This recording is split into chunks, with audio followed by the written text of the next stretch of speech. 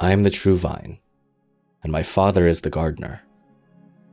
He cuts off every branch in me that bears no fruit, while every branch that does bear fruit, he prunes so it'll be even more fruitful. John chapter 15, verses 1 and 2.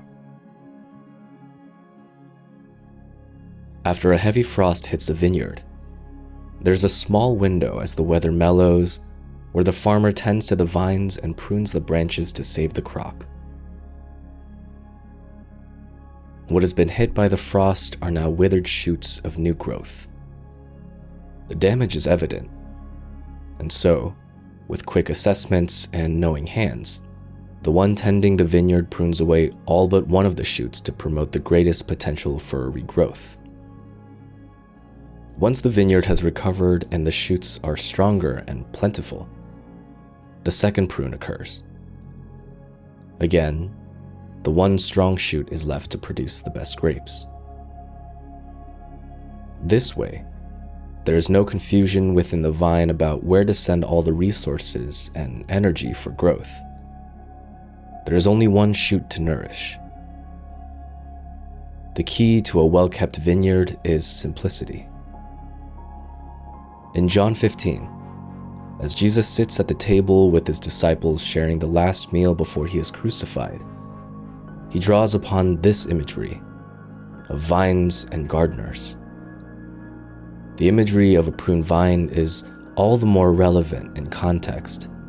Wine was a central element to the meal. Not only to the festival of Passover they were celebrating, but also for the new covenant of communion Jesus illustrated that evening. With our foresight, we can see the value in the imagery of cutting off the unnecessary or withered things separating us from flourishing in our relationship with God. Much like the pruning of vines, there is a precedent within Christian history to live a life of simplicity. Since the early church, people have vowed to live lives of poverty or join monastic communities dedicated to simple lives. There is no explicit place in Scripture where this is required for holiness. In fact, depending on the translation, the word simplicity will likely only appear once or twice. Yet, in a simple life, we tend to find connections to God that we desire. But why? Of all the men to ever live, King Solomon is argued to have been the wealthiest. He had everything he could ever desire and therefore much to potentially prune.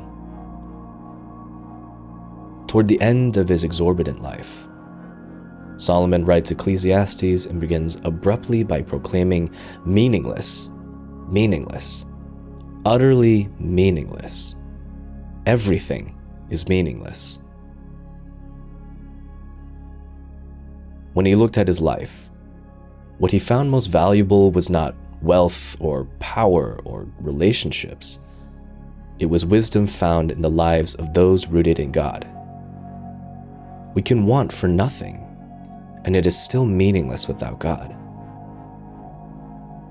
Rather, it is the pruning in our lives and the singular dependence on the branches of the community of believers and the vine that is God that helps us to bear the best fruit.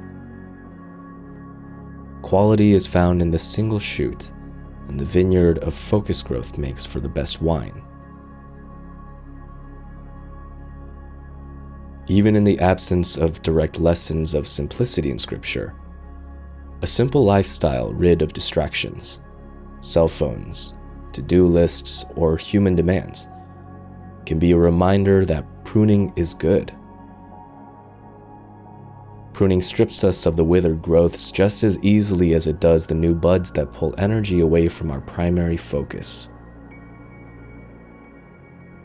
Seeking simplicity opens our hearts and minds to the wisdom of God. It directs us back to our primary focus of growing with God and relying on the resources found in community.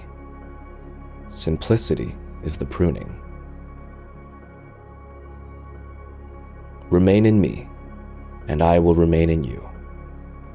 For a branch cannot produce fruit if it is severed from the vine, and you cannot be fruitful unless you remain in me. Yes, I am the vine. You are the branches. Those who remain in me, and I in them, will produce much fruit. For apart from me, you can do nothing. John chapter 15, verses 4 through 5. This guided meditation is presented to you by Alabaster. Learn more at alabasterco.com.